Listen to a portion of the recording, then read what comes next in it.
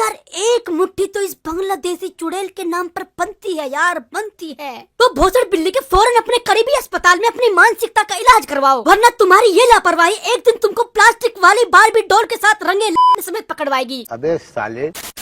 Hello दोस्तों, स्वागत है आपका फिर से मेरे एक और वीडियो में। देखो यार, ठंड इतनी ज्यादा बढ़ चुकी है कि अगर कोई पिचकारी वाली बंदूक दिखाकर भी मेरी इज्जत लूटना चाहे तो लूट सकता है, क्योंकि मेरी बुंड में इतना गुदा नहीं है कि इतनी तड़कती भड़कती ठंड में थोड़ी भी हिम्मत दिखा सकूं। लेकिन अभी भी इस बकचोद भरे समाज में कुछ लोग हैं जिनको फर्क नहीं पड़ता बाहर गर्मी हो रही है, सर्दी हो रही है, ठंड है। इनके अंदर का सुलेमानी कीड़ा हमेशा अपनी चरम सीमा पर होता है।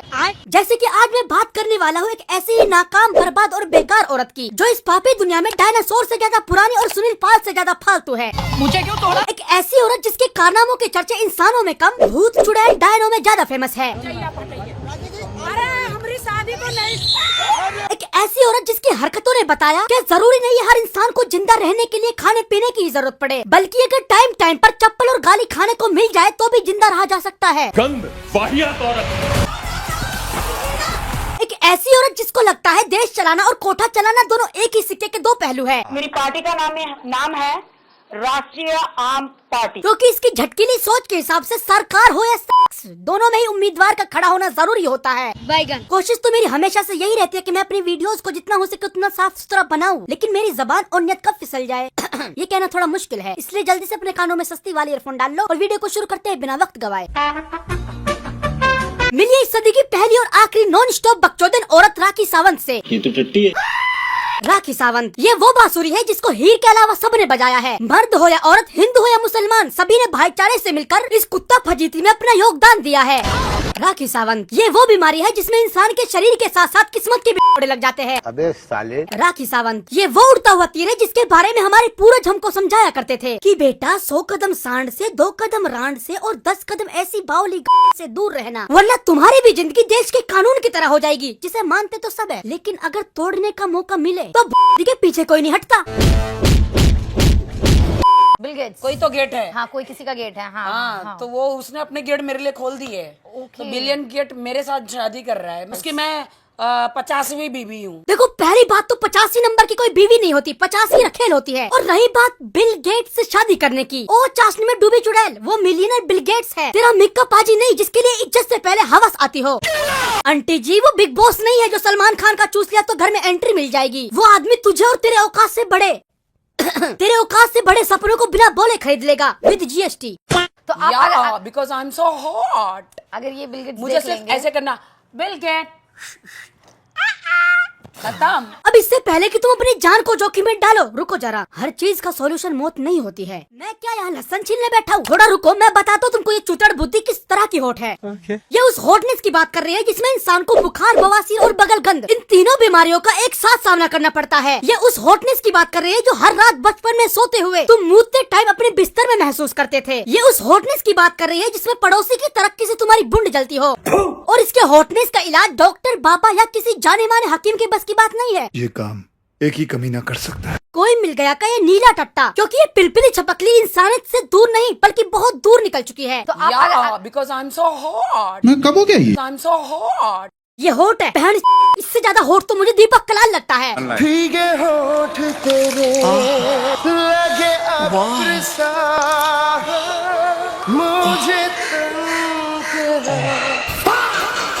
डोनाल्ड ट्रम्प मेरे पापा है, एलोन मस्क मेरा भाई है, तो मेरा पति बिल गेट तो होना ही चाहिए भाई। अमेरिका क्या कहता था? मुझे नहीं पता अमेरिका ने क्या कहा था, लेकिन जो भी कहा होगा मात्र चौसरी का सही कहा होगा, क्योंकि जब एक इंसान को भीख में भी खाली धोखा ही मिला हो तो उसके मानसिक संतुलन के घोड़े लगने तो तय है। तू अमेरिका की बहू बनेगी या नहीं बनेगी ये तो ऊपर वाला बेहतर जाने, लेकिन अगर ऐसा ही चलता रहा तो एक दिन अमेरिका की दलाल पक्का बन जाएगी।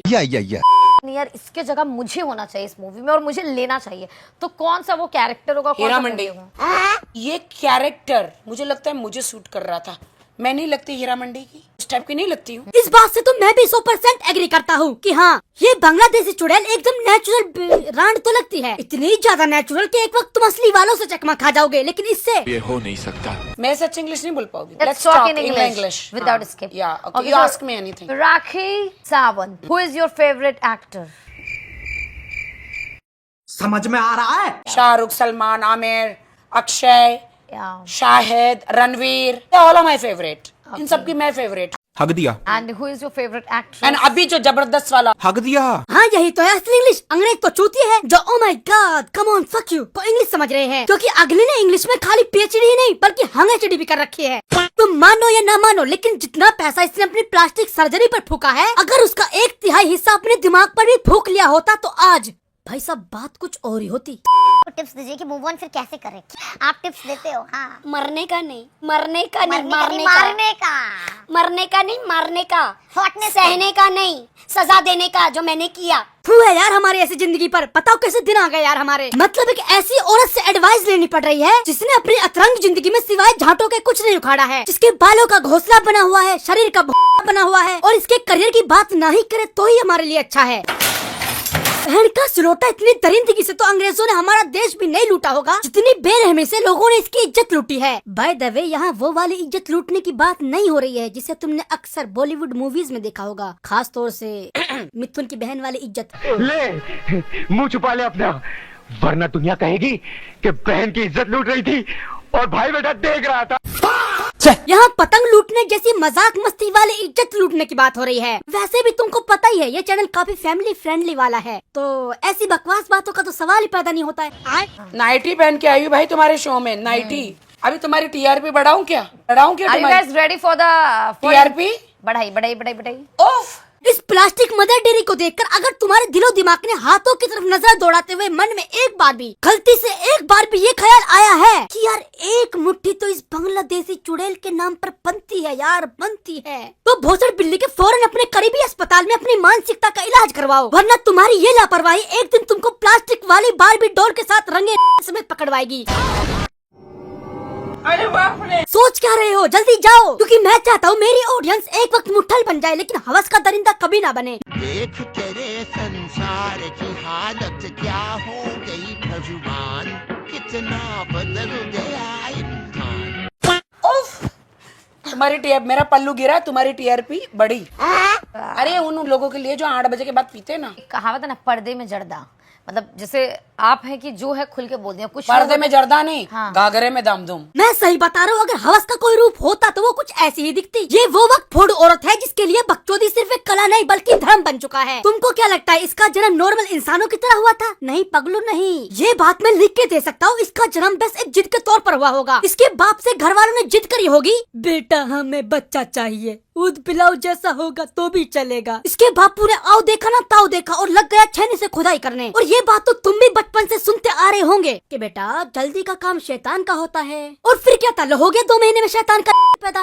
आज के लिए मेरे ख्याल से इतना ज्ञान काफी है। अब अगर तुमको मेरी ये बकचोदी अच्छी लगी हो तो वीडियो को लाइक और हाइप दोनों कर जाना, और अपना फेवरेट पार्ट कमेंट में बता कर जाना ताकि मुझे भी पता चल सके तुमको ऐसी बकवास चीजें पसंद है। छी यार। और अगर तुम चाहो तो ये वीडियो अपने दोस्तों को भी फेंक कर मार सकते हो। और अगर तुमको ये मुलाकात भाईचारे में बदलनी है तो नीचे सब्सक्राइब वाला बटन है, उसको इज्जत के साथ दबाओ या 2-4 गाली खाने के बाद, ये मैं तुम्हारे ऊपर छोड़ता हूँ। लेकिन चैनल को सब्सक्राइब करना मत भूलना। अपना और अपने परिवार का ख्याल रखना। धन्यवाद। वैसे मैं सोच रहा था कि अगर मुझे चैनल मोनेटाइज करने में ही लगभग 3 साल लग गए हैं तो इस हिसाब से देखा जाए तो फर्स्ट इनकम आने में कम से कम 2 साल तो और लग ही जाएंगे।